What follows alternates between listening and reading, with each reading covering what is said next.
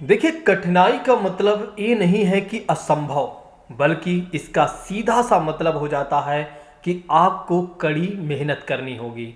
दोस्तों, आज मैं आप लोगों को पढ़ाऊंगा ज्योग्राफी के बारे में। आप लोगों ने कई बार पढ़ा होगा ज्योग्राफी, लेकिन इस बार यदि आप पढ़ते हैं तो आपको कुछ नया ही जानने को मिलेगा।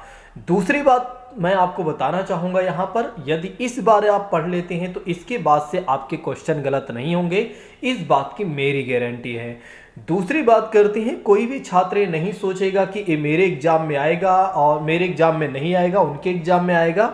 देखिए, कोई भी छात्र हो, चाहे वो आईएएस की तैयारी कर रहा हो, पीसीएस की तैयारी कर रहा हो, यहाँ तक कि एसएससी, बैंक, रेलवे और CTET, UP TET, super TET, अगर इन सभी एग्जामों की भी प्रिपरेशन कोई छात्र कर रहा है तो निश्चित तौर पर उसके एग्जाम में क्वेश्चन पूछे जाते हैं ज्योग्राफी से। तो इसलिए सभी छात्रों को पढ़ना चाहिए ज्योग्राफी, और बहुत ही अच्छे तरीके से पढ़ना चाहिए, और एक बार पढ़ना चाहिए, बार बार नहीं पढ़ना चाहिए। तो दोस्तों, मैं आपको एक बार पढ़ाऊंगा, बार बार नहीं पढ़ाऊंगा। इस बार यदि आप पढ़ लेते हैं तो इसके बाद आपको नहीं पढ़ना पड़ेगा, इस बात की गारंटी मैं देता हूं। दोस्तों, आइए प्रारंभ करते हैं बिना किसी और बात की चर्चा करते हुए। जैसा कि बात करते हैं, यहाँ पर लिखा गया है ब्रह्मांड के बारे में, यानी द यूनिवर्स के बारे में लिखा गया है। देखिए, ब्रह्मांड के बारे में बताया गया है कि वर्तमान समय में ब्रह्मांड की उत्पत्ति के संबंध में एक सर्वमान्य सिद्धांत है, और उस सिद्धांत का नाम क्या है? बिग बैंग सिद्धांत है, जिसे महाविस्फोट सिद्धांत के नाम से भी जाना जाता है। इस बात को ध्यान रखिएगा। तो ब्रह्मांड की उत्पत्ति के संबंध में, यानी कि जैसे ब्रह्मांड की कैसे उत्पत्ति हुई है, इसके बारे में एक सिद्धांत दिया गया है, और उस सिद्धांत कौन सा है? बिग बैंग सिद्धांत है, या इस सिद्धांत में बताया गया है ब्रह्मांड की उत्पत्ति के संबंध में। और उस सिद्धांत का नाम क्या है दोस्तों? बिग बैंग सिद्धांत, जिसे महाविस्फोट सिद्धांत भी कहा जाता है, या विस्तारित ब्रह्मांड परिकल्पना भी कहा जाता है। चलिए नेक्स्ट बात करते हैं, फिर क्या कहा जा रहा है। देखिए, बिग बैंग सिद्धांत के अनुसार क्या बताया गया है ब्रह्मांड के बारे में? बिग बैंग सिद्धांत के अनुसार बताया गया है कि 15 वर्ष अरब पूर्व क्या था कि संपूर्ण ब्रह्मांड एक पिंड के समान क्या था? संकेंद्रित था। कहने का मतलब ये है कि यहाँ पर इंग्लिश में यदि मैं आपको बताता हूँ तो जल्दी आपको समझ में आ जाएगा। देखिए, यहाँ पर कहा गया है कि about 15 billion years ago the entire universe was concentrated like a single body. जो ब्रह्मांड था वो कंसंट्रेटेड था दोस्तों, और जैसे कि एक सिंगल बॉडी के रूप में, और अत्यधिक संकेंद्रण के कारण की वजह से क्या हुआ? अचानक इस पिंड में विस्फोट हो गया। यानी कि बहुत ज़्यादा कंसंट्रेशन की वजह से क्या हुआ? बहुत ज़्यादा कंसंट्रेशन की वजह से क्या हुआ? सडनली इसमें क्या हुआ कि विस्फोट हो गया, और जिससे क्या हुआ? इस पिंड के जो कण रहे अंतरिक्ष में बिखर गए। तो ध्यान रखिएगा, बिग बैंग सिद्धांत के अनुसार क्या कहा गया है कि 15 अरब वर्ष पहले अगर देखा जाए तो ब्रह्मांड जो था, संपूर्ण ब्रह्मांड एक पिंड के समान ही था, यानी कि कंसंट्रेटेड था। लेकिन क्या हुआ? कुछ समय बाद क्या हुआ? बहुत ज़्यादा कंसंट्रेशन की वजह से क्या हुआ? अचानक यानी सडनली क्या हुआ? इस पिंड में विस्फोट हो गया, और जिससे क्या हुआ कि इस पिंड के जो कण रहे अंतरिक्ष में बिखर गए। जैसा कि अगर आप देखें तो आपके हाथ में मान लेते हैं एक पत्थर है, एक बहुत बड़ा पत्थर है, और बहुत ज़्यादा कंसंट्रेटेड है, और एक समय आया जब वो क्या हुआ? उसमें बहुत ज़्यादा कंसंट्रेशन की वजह से क्या हुआ? वो जो पत्थर रहा विस्फोट हो गया। उसी तरह से ब्रह्मांड के संदर्भ में बताया गया है कि ब्रह्मांड जो था बिल्कुल एक पिंड के समान था, और बहुत ज़्यादा कंसंट्रेशन की वजह से क्या हुआ? अचानक इसमें विस्फोट हुआ, और इस विस्फोट की वजह से इसके जो पिंड रहे वो अंतरिक्ष में बिखर गए। एक कौन कह रहा है? एक बिग बैंग का सिद्धांत कह रहा है। इस बात को ध्यान रखिएगा। चलिए नेक्स्ट बात करते हैं, फिर क्या कहा जा रहा है। देखिए, बताया जा रहा है कि अंतरिक्ष में बिखरे प्रत्येक कण एक ब्रह्मांड के समान माना गया। देखिए, कहा गया कि अंतरिक्ष में जो हर एक कण जो बिखरा हुआ है, उसका हर एक कण अगर देखा जाए तो एक ब्रह्मांड के समान ही है, मतलब हर एक कण एक ब्रह्मांड बन गया। नेक्स्ट बात करते हैं, फिर कहा गया अंतरिक्ष में इन कणों का जो निरंतर प्रसार हो रहा है, किंतु इनकी मध्य की जो दूरी है वो निश्चित रहती है। देखिए, अंतरिक्ष में इन कणों के बारे में बताया जा रहा है कि ये निरंतर प्रसार हो रहा, आज भी कहीं ना कहीं ये बढ़ रहा है, लेकिन इनके मध्य की जो दूरी है आज भी निश्चित है दोस्तों, इस बात को ध्यान रखिएगा। लेकिन वैज्ञानिकों का मानना यह है कि बिग बैंग की घटना से लेकर आज तक अगर देखा जाए तो ब्रह्मांड का जो विस्तार है वो निरंतर जारी है। आप इस बात को ध्यान रखिएगा, कई बार आपसे कोई प्रश्न पूछ भी लेता है और कई बार आपके एग्जाम में प्रश्न पूछ लिया जाता है कि क्या ब्रह्मांड का आज भी विस्तार जारी है या नहीं, तो बिल्कुल आप बता दीजिए कि ब्रह्मांड का अगर देखा जाए तो आज भी विस्तार जारी है। ऐसा किसने बताया हुआ है, तो वैज्ञानिकों ने बताया हुआ है। वैज्ञानिकों ने कहा कि बिग बैंग घटना से लेकर आज तक भी अगर देखा जाए तो ब्रह्मांड का जो विस्तार है वो निरंतर जारी रहा है। तो दोस्तों अभी तक हमने क्या क्या सीखा, आइए एक बार रिवीजन कर लेते हैं, फिर हम आगे बढ़ते हैं। देखिए, हमने सीखा कि ब्रह्मांड के बारे में, कि ब्रह्मांड की उत्पत्ति के संबंध में जो सर्वमान्य सिद्धांत है, जो सबसे अच्छा सिद्धांत है, वो है बिग बैंग का सिद्धांत है, जिसे महाविस्फोट सिद्धांत या विस्तारित ब्रह्मांड परिकल्पना भी कहा गया है। फिर हमने सीखा दोस्तों कि बिग बैंग सिद्धांत के अनुसार अगर देखा जाए तो 15 अरब वर्ष पूर्व क्या था, संपूर्ण ब्रह्मांड एक पिंड के समान ही था और यही पिंड जो था बहुत ज़्यादा संकेंद्रण की वजह से, यानी कि बहुत ज़्यादा कंसंट्रेशन की वजह से क्या हुआ, इस पिंड में अचानक विस्फोट हो गया और जिसके वजह से क्या हुआ, इस पिंड के जो कण रहे वो अंतरिक्ष में बिखर गए। इस पिंड के जो कण रहे वो अंतरिक्ष में बिखर गए, लेकिन यहाँ पर यह भी बताया गया कि जो अंतरिक्ष में बिखरे हुए कण रहे एक ब्रह्मांड के समान ही माना गया है, एक ब्रह्मांड के समान ही इन्हें देखा गया है या माना गया है। अंतरिक्ष में इन कणों का जो निरंतर प्रसार हो रहा है वो कहीं ना कहीं अगर देखा जाए तो आज भी लगातार हो रहा है, लेकिन इनके मध्य की जो दूरी बताई गई है वो निश्चित ही बताई गई है। यहाँ पर इस बात को भी हमने सीखा कि बिग बैंग की घटना से लेकर आज तक ब्रह्मांड का जो विस्तार है वो निरंतर जारी है दोस्तों। तो बिग बैंग की घटना से लेकर आज तक अगर देखा जाए तो ब्रह्मांड का जो विस्तार है वो निरंतर जारी है। आइए समझते हैं आकाश गंगा के बारे में। जो लोग नए हैं वे क्या करें, चैनल को सब्सक्राइब कर लें। अगर आप लोगों को मेरी बातें समझ में आ गई हो तो एक बार आप कमेंट करके बताइए और एक बार लाइक करिए कि यस सर, आपने जो हमें समझाया वो बिल्कुल क्लियर है। तो दोस्तों आइए समझते हैं आकाश गंगा के बारे में। बहुत सारे लोगों ने आकाश गंगा के बारे में पढ़ा होगा, कई बार कई यूट्यूब चैनल पर पढ़ा होगा, कई बार किताबों में भी पढ़ा होगा, लेकिन उन्हें अच्छे तरीके से समझ में नहीं आया होगा। लेकिन अब मैं जैसे समझाने वाला हूं निश्चित तौर पर उन्हें समझ में आएगा, 100% उन्हें समझ में आएगा। आइए बात करते हैं अब बिना किसी और बात की चर्चा करते हुए। देखिए यहाँ पर कहा गया है कि एक केंद्र के चारों तरफ चक्कर लगाते हुए, मतलब कि एक केंद्र है, एक सेंटर है, ठीक है, एक सेंटर है जिसके चारों तरफ क्या होता है कि चारों तरफ चक्कर लगाते अरबों तारों के समूह को क्या कहा गया है, आकाश गंगा कहा गया है। इसके अगर देखा जाए तो चारों तरफ जो तारों का एक ग्रुप है वो क्या कर रहा है, राउंड कर रहा है, और वही जो राउंड कर रहे हैं तारे, जो स्टार्स कर रहे हैं, उन्हीं को क्या कहा गया है, आकाश गंगा कहा गया है। फिर से समझिएगा, एक केंद्र के चारों तरफ, एक सेंटर के चारों तरफ क्या है, अरबों तारों के समूह है, अरबों तारों का जो चक्कर लगाते अरबों तारों का समूह है, वही क्या है, आकाश गंगा है। तो अरबों तारों के समूह को क्या कहा गया है दोस्तों, आकाश गंगा कहा गया है। एक आकाश गंगा में अनुमानितः अगर देखा जाए तो 100 अरब तारे पाए जाते हैं। ध्यान रखिएगा, एक आकाश गंगा में कितने अरब तारे पाए जाते हैं, तो लगभग अगर देखा जाए तो 100 अरब तारे पाए जाते हैं। और ब्रह्मांड में अगर देखा जाए तो ब्रह्मांड में अनुमानितः 100 अरब आकाश गंगा भी है दोस्तों। देखिए फिर समझिएगा, इस बात को भूलिएगा नहीं।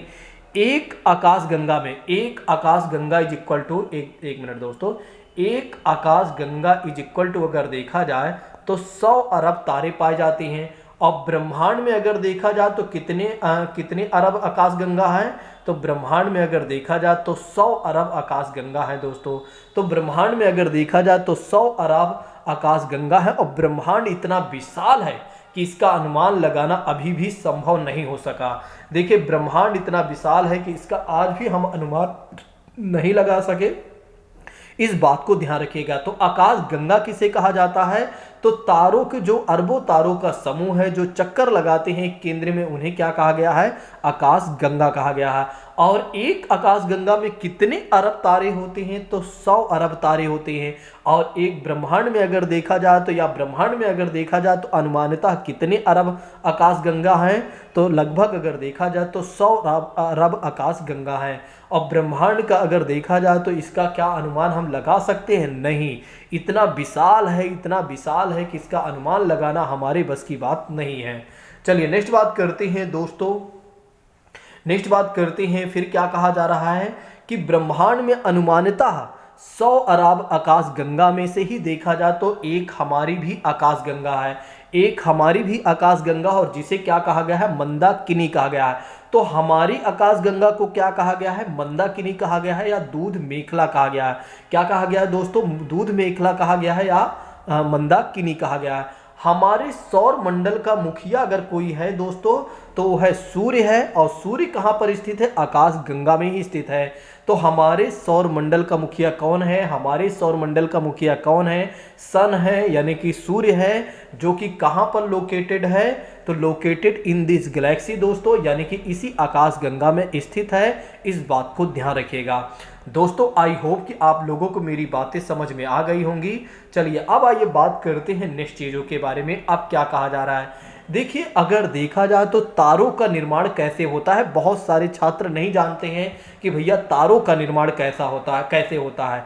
आज उन्हें पता चलेगा पहली बार कि तारों का निर्माण कैसे होता है। देखिए तारों का जो निर्माण होता है हाइड्रोजन का हीलियम में परिवर्तन के परिणाम स्वरूप क्या होता है, तारों का निर्माण होता है। तो जो स्टार होते हैं दोस्तों उनका निर्माण कैसे होता है, तो हाइड्रोजन का हीलियम में परिवर्तन होना।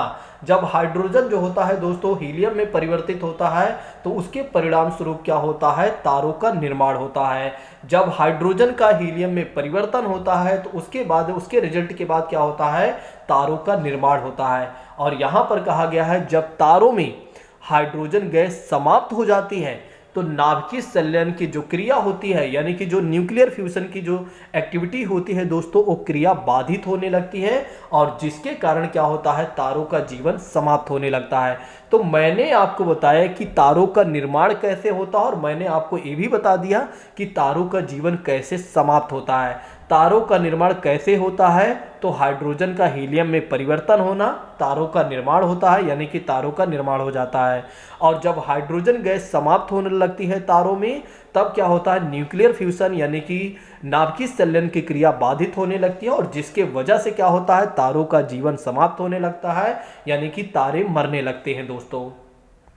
चलिए नेक्स्ट बात करते हैं, फिर क्या कहा जा रहा है कि तारे के निर्माण में या तारों के निर्माण की प्रारंभिक अवस्था में क्या होता है, बहुत ज़्यादा ऊर्जा निकलती है। ध्यान रखिएगा सबसे ज़्यादा जब एनर्जी रिलीज होती है तारों में, तो जब क्या होता है, प्रारंभिक अवस्था में तारों का निर्माण होता है। मतलब जब तारे बिल्कुल शैशवावस्था में होता है या शैशवावस्था में जब तारे होते हैं तब क्या होता है, सबसे ज़्यादा एनर्जी रिलीज होती है दोस्तों। और जब क्या होता है, तारे में अत्यधिक ऊर्जा होती है, तब तारे का रंग कैसा होता है, नीला दिखाई देता है। आपके एग्जाम में प्रश्न पूछा जाता है, आपके एग्जाम में प्रश्न पूछा जाता है कि तारों का रंग कैसे दिखाई देता है प्रारंभिक अवस्था में और क्यों दिखाई देता है। तो ध्यान रखिएगा तारों का जो रंग होता है वो प्रारंभिक अवस्था में नीला दिखाई देता है। नीला दिखाई देता है, क्यों दिखाई देता है, क्योंकि तारों का जब प्रारंभिक निर्माण होता है, यानी कि जब वो शैशवावस्था में होते हैं, बिल्कुल शिशु अवस्था में तारे होते हैं, तो उस समय क्या होता है, बहुत ज़्यादा ऊर्जा निकलती है, बहुत ज़्यादा ऊर्जा रिलीज होती है, और जिसके वजह से कहीं ना कहीं क्या होता है, तारों का रंग जो होता है नीला दिखाई देता है। तारों का रंग जो होता है नीला दिखाई देता हुआ। चलिए नेक्स्ट बात करते हैं, फिर आइए बात करते हैं क्या कहा जा रहा है। फिर कहा जा रहा है दोस्तों, जब नाभिकीय संलयन की क्रिया बाधित होती है तो उसके फलस्वरूप क्या होता है, तारों की ऊर्जा में कमी आने लगती है। और अभी हमने आपको बताया था कि नाभिकीय संलयन की क्रिया कब बाधित होती है, जब हाइड्रोजन गैस समाप्त होने लगती है। जब हाइड्रोजन गैस समाप्त होने लगती है तब क्या होता है, नाभिकीय संलयन की जो क्रिया होती है वो बाधित होने लगती है। तब क्या होता है, नाभिकीय संलयन की जो क्रिया होती है, यानी कि न्यूक्लियर फ्यूजन की जो क्रिया होती है वो बाधित होने लगती है। और जब क्या होता है कि एक बाधित होने लगती है तो तारों में क्या होता है, ऊर्जा में कमी आने लगती है। तो तारों की ऊर्जा में कमी तब आती है जब नाभिकीय संलयन की क्रिया बाधित होने लगती है, यानी कि कह सकते हैं नाभिकीय संलयन की क्रिया कम होने लगती है तो ऊर्जा में कमी आती है, और जिसके वजह से क्या होता है, तारों का जो रंग होता है वो सफ़ेद दिखाई देता है। ध्यान रखिएगा तारों का रंग सफ़ेद कब दिखाई देता है और तारों का रंग नीला कब दिखाई देता है। देखिए तारों का नीला रंग तब दिखाई देता है जब तारे प्रारंभिक अवस्था में होते हैं, और तारों का रंग सफ़ेद तब दिखाई देता है जब नाभिकीय संलयन की क्रिया की वजह से उसकी क्रिया जब बाधित होने लगती है, जब ऊर्जा की कमी होने लगती है। कह सकते हैं बुढ़ापे के समय में क्या होता है, तारों का रंग जो होता है सफ़ेद दिखाई देता है। इस प्रकार इस प्रकार बताया जा रहा है, इस प्रकार जब तारे के तापमान में अधिक कमी आती है तब इस दशा में क्या होता है, तारों का जो रंग होता है वो पीला दिखाई देने लगता है। और जब तारों के तापमान में अत्यधिक कमी हो जाती है, देखिए जब तारों के तापमान में, जब तारों के टेम्परेचर में बिल्कुल कमी हो जाती है, बिल्कुल कमी हो जाती है, तब क्या होता है, तारों का रंग जो होता है वो लाल दिखाई देने लगता है। याद करिए जब 10 रुपए की हमारे पास एक बल्ब आती थी और जब लाइट बिल्कुल ही स्लो हो जाती थी, बिल्कुल लाइट कम हो जाती थी, तो वो जो उसमें बिल्कुल लाल वायर जलता था, बिल्कुल थोड़ा से, वही है तारों के बारे में बताया जा रहा है, उसी तरह से बताया जा रहा है, उसी वही स्थिति में तारे हो जाते हैं। जब तारों के तापमान में अधिक कमी हो जाती है तो ऐसी स्थिति में क्या हो जाता है, तारों का रंग लाल हो जाता है। तो तारों का रंग हमने आपको बताया नीला कब होता है, सफ़ेद कब होता है और लाल कब होता है, तीनों बातें हमने आपको बता दिया है। मुझे लगता है कि अब आप लोगों को मेरी बातें समझ में आ गई होंगी। चलिए नेक्स्ट बात करते हैं। इस प्रकार कहा जा सकता है, इस प्रकार कहा जा सकता है कि तारा अपनी प्रारंभिक अवस्था में नीले रंग का और अपनी अंतिम अवस्था में क्या होता है, लाल रंग का दिखाई देता है। आपके एग्जाम में बहुत ही साधारण प्रश्न पूछा जा सकता है, आपके एग्जाम में बहुत साधारण प्रश्न पूछा जा सकता है कि तारों की प्रारंभिक अवस्था में किस तरह का रंग होता है, तो आप बता दीजिएगा नीले रंग का होता है। और जब तारा अंतिम अवस्था में होता है तो किस प्रकार का कलर हो जाता है या किस प्रकार का दिखाई देता है तारा, तो ध्यान रखिएगा, या तारे किस प्रकार दिखाई देते हैं, तो लाल रंग के दिखाई देते हैं या देता है। चलिए नेक्स्ट बात करते हैं। तारे की ऊर्जा जब समाप्त होने लगती है तो यह रंग जो होता है लाल रंग दिखाई पड़ता है। और इस लाल रंग को क्या कहा जाता है, लाल तारे को क्या कहा जाता है, रेड जॉइंट कहा जाता है। तो लाल तारे को क्या कहा जाता है, रेड जॉइंट कहा जाता है। ध्यान रखिएगा कि लाल तारे को क्या कहा गया है, रेड जॉइंट कहा गया है। एक बार फिर से मैं यहां समझा देता हूं। देखिए तारे की ऊर्जा जब समाप्त होने लगती है तो यह रंग कैसे दिखाई देता है, तो यह रंग जो होता है दिखाई पड़ता है, लाल दिखाई पड़ता है। और ये जो लाल रंग होता है दोस्तों, इसे क्या कहा गया, रेड जॉइंट कहा गया। अगली क्लास में हम जानेंगे सौर मंडल के बारे में। अगर आप लोगों को मेरी बातें समझ में आई हो तो एक बार कमेंट करके आप जरूर बताइएगा।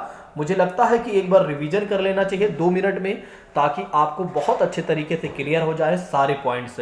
ठीक है, थोड़ा सा रिवीजन का भी हम समय लेंगे, रिवीजन भी हम करते चलेंगे तो ज़्यादा बेहतर हो जाएगा। चलिए बात करते हैं जल्दी जल्दी, ज़्यादा समय तो लूँगा नहीं, बस 2 से 3 मिनट, 20 मिनट में आपका कंप्लीट हो जाएगा। ठीक है, एक छोटा सा टॉपिक आपका कंप्लीट हो जाएगा। देखिए हमने आपको बताया कि वर्तमान समय में ब्रह्मांड की उत्पत्ति के संबंध में अगर कोई सिद्धांत है तो वो है बिग बैंग का सिद्धांत है या महाविस्फोट सिद्धांत भी है, और इसे विस्तारित ब्रह्मांड या परिकल्पना सिद्धांत भी कहा गया है। और ये बातें ध्यान रखिएगा। और बिग बैंग सिद्धांत ने बताया कि देखिए भाई 15 अरब वर्ष पूर्व क्या था, संपूर्ण ब्रह्मांड एक ही था, और बाद में क्या हुआ, सडनली क्या हुआ, इसमें विस्फोट हुआ, और जिसकी वजह से क्या हुआ, सारे जो पिंड रहे वो सारे पिंड के जो कण रहे अंतरिक्ष में बिखर गए। फिर क्या हुआ, ये जो अंतरिक्ष में प्रत्येक कण है इन्हें एक ब्रह्मांड के समान माना गया। लेकिन आज भी अगर देखा जाए अंतरिक्ष में इन कणों का निरंतर प्रसार हो रहा है, लेकिन इनके मध्य की जो दूरी है वो निश्चित है। वैज्ञानिकों ने हमें बताया कि बिग बैंग की घटना से लेकर आज तक भी अगर देखा जाए तो ब्रह्मांड का जो विस्तार है वो निरंतर जारी है दोस्तों। आकाशगंगा के बारे में हमने देखा कि आकाशगंगा एक केंद्र के चारों तरफ चक्कर लगाते हुए जो अरबों तारों का समूह है वही है आकाशगंगा। तो अरबों तारों के समूह को क्या कहा गया है, आकाशगंगा कहा गया है। एक आकाशगंगा में अगर देखा जाए तो अनुमानतः 100 अरब तारे होते हैं। ब्रह्मांड में अनुमानतः 100 अरब आकाशगंगा है दोस्तों। ब्रह्मांड में अगर देखा जाए तो 100 अरब आकाशगंगा है। ब्रह्मांड इतना विशाल है कि इसका अनुमान लगाना हमारे बस की बात नहीं है। फिर हमने आपको बताया कि ब्रह्मांड में अनुमानतः 100 अरब आकाशगंगा है, जिनमें से देखा जाए तो एक हमारी भी आकाशगंगा है, और हमारी आकाशगंगा को क्या कहा गया है, मंदाकिनी या दूध मेखला या मिल्की वे कहा गया है। ध्यान रखिएगा। और हमारे सौर मंडल का जो मुखिया अगर कोई है तो वो है सूर्य है, और सूर्य कहाँ पर स्थित है, तो इसी आकाशगंगा में स्थित है। तारों का निर्माण कैसे होता है, तो हाइड्रोजन का हीलियम में परिवर्तन होना तारों का निर्माण कहलाता है या तारों का निर्माण होता है। लेकिन जब क्या होता है कि तारों में हाइड्रोजन गैस समाप्त होने लगती है तो नाभिकीय क्रिया यानी कि न्यूक्लियर फ्यूजन की क्रिया बाधित होने लगती है, और जिससे क्या होता है, तारों का जीवन संकट में पड़ जाता है, यानी कि तारों का जीवन समाप्त हो जाता है। फिर हमने आपको बताया कि जब क्या होता है, तारों का रंग नीला कब दिखाई देता है, तो हमने आपको बताया था कि तारों का रंग नीला तब दिखाई देता है जब तारे का निर्माण प्रारंभिक अवस्था में होता है, जब एनर्जी ज़्यादा रिलीज होती है तब क्या होता है, तारे का जो रंग होता है वो नीला दिखाई देता है। लेकिन जब क्या होता है, नाभिकीय संलयन की क्रिया यानी कि जब ऊर्जा कम होने लगती है, ठीक है, नाभिकीय संलयन की क्रिया जब बाधित होती है तो उससे ऊर्जा में कमी आने लगती है, और जिसकी वजह से क्या होता है, तारों का जो रंग होता है दोस्तों वो सफ़ेद होता है, सफ़ेद होने प्रतीत लगता है। लेकिन जब बिल्कुल भी एनर्जी कम हो जाती है, बिल्कुल भी एक तरीके से क्या होता है, टेम्परेचर जो होता है बिल्कुल भी टेम्परेचर में बिल्कुल ही कमी आ जाती है, तो तारों का रंग कैसा हो जाता है, लाल हो जाता है। मैंने आपको बताया कि इस प्रकार अगर देखा जाए तो तारों की प्रारंभिक अवस्था में तारों का जो रंग होता है वो नीले रंग का होता है, और अंतिम अवस्था में तारे का रंग जो होता है वो लाल दिखाई देता है। और एक तरीके से तारों का लाल रंग का दिखाई पड़ने को क्या कहा गया है, रेड जॉइंट कहा गया है। दोस्तों इस बात को ध्यान रखिएगा, मैंने आपको तारों के बारे में और आकाशगंगा और ब्रह्मांड के बारे में बहुत अच्छे तरीके से बता दिया। अगर आप लोगों को मेरी बातें समझ में आई हो तो जाते जाते कमेंट करके जाइएगा, और अगले टॉपिक को अगर आप लोगों ने प्यार दिया तो ज्योग्राफी अच्छे से मैं कंप्लीट करूंगा। ज़्यादा नहीं, मैं 20 से 25 मिनट की ही हर एक क्लास बनाऊंगा, आप ज़्यादा बड़ी क्लास नहीं बनाऊंगा। मैंने देखा है कि आप लोग परेशान हो जाते हैं ज़्यादा बड़ी क्लास में। दोस्तों चलिए इसी तरह से हर एक क्लास को मैं चाह रहा हूं कि हिस्ट्री, ज्योग्राफी, पॉलिटी, इकोनॉमी, हर एक विषय को धीरे धीरे मैं लेकर चलूँ, ताकि आपको बेहतर तरीके से सारी बातें समझ में भी आए और आपकी तैयारी बहुत अच्छे तरीके से हो जाए। Thank you so much. जय हिंद दोस्तों, take care all of you.